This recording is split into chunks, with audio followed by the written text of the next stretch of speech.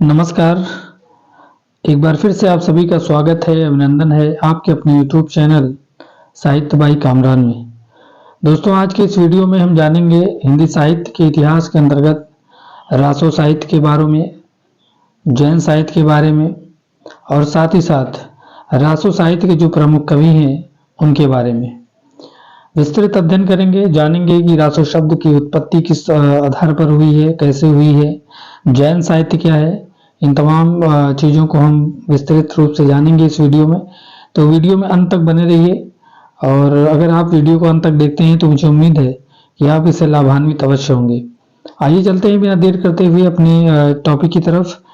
तो जैसा कि आप जानते हैं कि जैन साहित्य परंपरा की शुरुआत और इसके साथ ही साथ आदिकाल के अंतर्गत बहुत सारी तरह के साहित्य देखने को मिलते थे।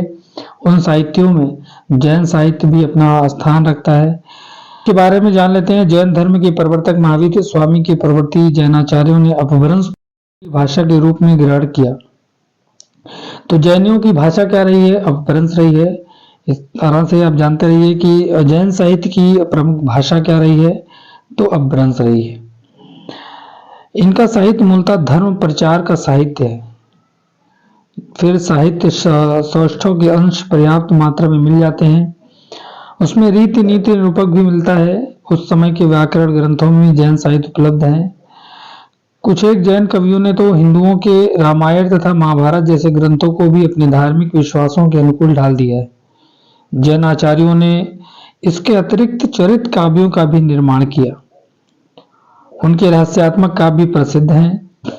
जैनाचार्यों के साहित्य में शांत रस की प्रधानता है। तो आपको जानना है कि जैन साहित्य का जो प्रमुख रस है वो क्या है? शांत रस। ऐतिहासिक चरित्रों के वर्णन में कहीं वीर श्रृंगार रस का पुट अलंकारिक शैली में मिलता है। जैन साहित्य मुक्तक एवं प्रबंध दोनों काव्य रूपों में मिलता है। प्रबंध काव्यों में तीर्थकारों की जीवन गाथा और श्रावकों के चरित्र और जैन जातक कथाएं मिलती हैं। इन काव्यों में ऐतिहासिक महापुरुषों का भी वर्णन है। तो प्रमुख बात इसमें यह है कि जैन साहित्य का सीधा संबंध किससे था? धर्म से था। किस धर्म से था? जैन धर्म से था। और इसमें किस रस की प्रधानता देखने को मिलती थी? तो शांत रस की प्रधानता देखने को मिलती थी। इसकी प्रमुख भाषा क्या थी? अपभ्रंश। जैन साहित्य परंपरा में रास शब्द की उत्पत्ति हुई है, और इसी रास शब्द से रासो साहित्य देखने को मिलता है हिंदी साहित्य के इतिहास के अंतर्गत। तो इसकी उत्पत्ति अनेक अनेक शब्दों से अलग अलग विद्वानों ने मानी है रास शब्द की। और ये जो रास शब्द है सबसे पहले संस्कृत में क्रीड़ा और नृत्य से संबंधित था। तो रास शब्द जो है संस्कृत में सबसे पहले किस रूप में प्रयोग किया जाता था? तो क्रीड़ा और नृत्य के लिए इसका प्रयोग किया जाता था। भरत मुनि ने इसे क्रीडनीयक कहा है। रास शब्द को भरत मुनि ने क्या कहा है? क्रीडनीयक कहा है। वात्स्यायन के कामसूत्र के रचनाकाल तक रस में गायन का भी समावेश हो गया था। अभिनव गुप्त ने रास को एक प्रकार का रूपक माना है। तो किसने रास को एक प्रकार का रूपक माना है? तो अभिनव गुप्त ने माना है। तो अभिनव गुप्त ने रास को एक प्रकार का रूपक माना है।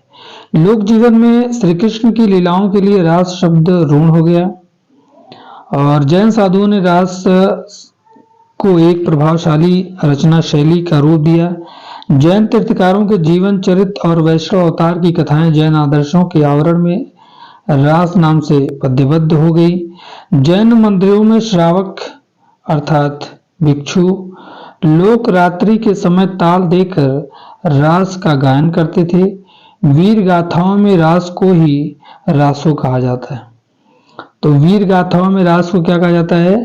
रासो कहा जाता है, किंतु उनकी विषम भूमि जैन रास ग्रंथों से भिन्न थी। रासो शब्द की उत्पत्ति के संबंध में जो विद्वानों ने अलग अलग मत दिए हैं, विचार दिए हैं, इस तरह के प्रश्न हमेशा पूछे जाते हैं कि रासो के संबंध में गारसादातासी का क्या मत है, नरोत्तम स्वामी का क्या मत है। तो आप इसको जानते रहिए, इसको आप नोट कर सकते हैं। तो रासो शब्द की उत्पत्ति गारसादातासी ने किससे मानी है? राजश्रोही से मानी है। नरोत्तम स्वामी ने किससे मानी है? रसिक शब्द से मानी है। और उनका मानना है कि रसिक से राउस बना है, राउस से रासो बना है। तो रसिक, राउस और रासो, इसका संबंध किससे है? नरोत्तम स्वामी से। इन्होंने इस क्रम में रासो शब्द की उत्पत्ति मानी है। चंद्रवली पांडे ने रासक शब्द से मानी है। संस्कृत साहित्य में रूपक या उपरूपक है के रूप में प्रयुक्त है, इनका ऐसा मानना है। रामचंद्र शुक्ल ने रसायन शब्द से मानी है, जो कि विशलदेव रासो में काव्य के अर्थ में प्रयुक्त हुआ है। और कविराज श्यामल दास तथा काशी प्रसाद जायसवाल ने रहस्य शब्द से माना है। हरप्रसाद शास्त्री ने राजेश शब्द से माना है। हजारी प्रसाद द्विवेदी ने रासक को एक छंद एवं काव्य भेद भी माना है, जो कि सर्वमान्य है। तो रासक से किसने माना है? हजारी प्रसाद द्विवेदी ने। रसायन से किसने माना है? आचार्य रामचंद्र शुक्ल ने। तो ये रासो शब्द की उत्पत्ति के संबंध में विद्वानों के विचार रहे हैं, मत रहे हैं। आप इसको नोट कर सकते हैं। इस तरह के प्रश्न एग्जाम में बहुत पूछे जाते हैं, इसलिए इसको जानना आपके लिए बहुत जरूरी है। और जैन साहित्य परंपरा के जो प्रमुख कवि रहे हैं, अगर उन कवियों की बात करें तो देवसेन है। देवसेन की रचना है श्रावकाचार्य, लघुनय चक्र और दर्शन सार। तो ये रचनाएं किसकी हैं? सब देवसेन की हैं। आप इनके बारे में जानते रहिए। आचार्य देवसेन कवि तथा उच्च कोटि के चिंतक थे। इन्होंने 933 ईस्वी में श्रावकाचार नामक काव्य की रचना की। इनकी हिंदी की दो अन्य रचनाएं हैं। कौन कौन सी? लघुनय चक्र, दर्शन सार, जो काव्य सीमा के अंतर्गत नहीं आती है। उन्होंने अपभ्रंश में दव्य सहाव पयास, दव्य स्वभाव प्रकाश नामक काव्य ग्रंथ भी लिखा। श्रावकाचार हिंदी की प्रथम रचना मानी जाती है। इसमें देवसेन ने श्रावक धर्म अर्थात गृहस्थ धर्म का प्रतिपादन किया है। उसके बाद अगले जो कवि हैं वो शालिभद्र सूर्य हैं। इन्होंने भरतेश्वर बाहुबली रास लिखा और बुद्धि रास लिखा।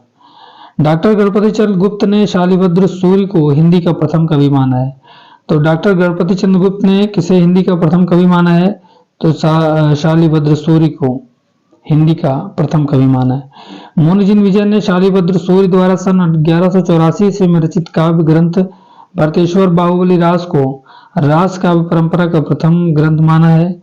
आलोच्य काव्य ग्रंथ 250 छंदों का सुंदर काव्य खंड है, यानी खंड काव्य है, और इसमें प्रयुक्त छंदरास है। इसमें जो कथा वर्णित है वो भरतेश्वर तथा बाहुबली का चरित्र वर्णन है। कवि ने इन दोनों राजाओं की वीरता, युद्धों आदि का विस्तार से वर्णन किया है। क्योंकि हिंसा और वीरता के पश्चात विरक्ति और मोक्ष के भाव का प्रतिपादन करना कवि का लक्ष्य रहा है। अतः वीर और श्रृंगार रसों का निर्वेद में समापन हुआ है। शालिभद्र सूर्य की दूसरी रचना मानी जाती है 63 छंदों में रचित बुद्धिरास। इसका वर्ण विषय धर्मोपदेश। उसके बाद अगले जो कवि हैं वो आसऊ कवि हैं। इनकी रचना है चंदन बाला रास।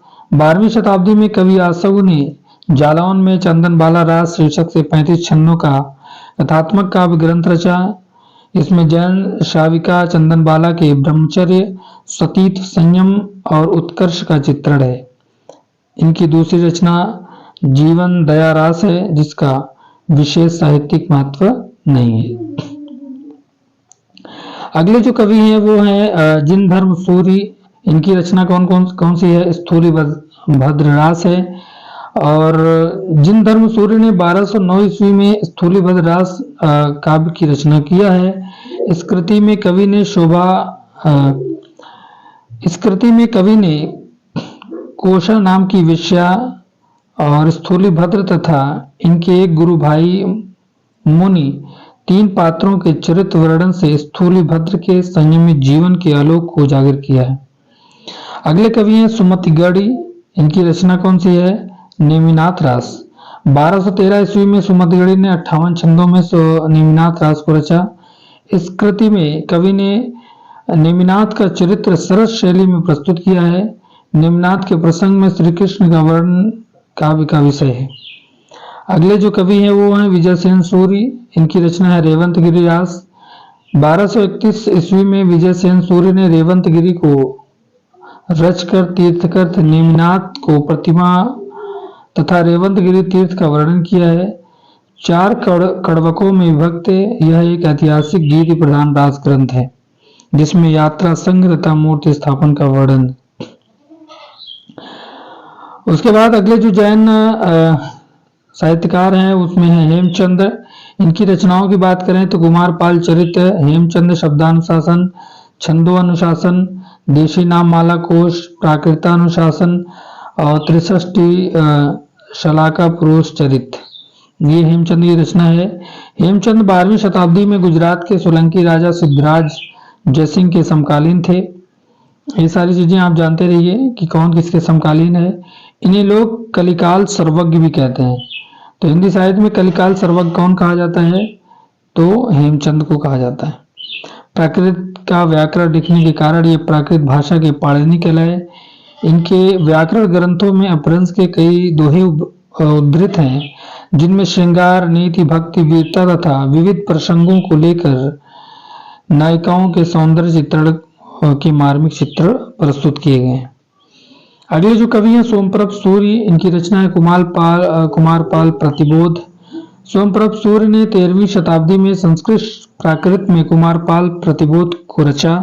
इस कृति में कुमारपाल को हेमचंद द्वारा दिए गए अनेक उपदेशों का वर्णन है। अगले जो कवि हैं वो है मेरुतुंग। इनकी रचना है प्रबंध चिंतामणि। 13वीं शताब्दी में मेरुतुंग द्वारा रचित प्रबंध चिंतामणि काव्य ग्रंथ में अनेक राजाओं की कथा संग्रहित है। इस कृति में राजा भोज के चाचा मुंज के कहे गए दोहे अत्यंत सरस हैं। प्रबंध चिंतामणि कथानक के आधार पर 20वीं शताब्दी में डॉक्टर हजारी प्रसाद द्विवेदी ने चारों चंद्रलेख उपन्यास को लिखा है। तो ये बहुत इम्पोर्टेंट चीज है। इसमें दो चीजें आपको मिल गई देखने को। चारों चंद्रलेख उपन्यास किसने लिखा? तो हजारी प्रसाद द्विवेदी ने।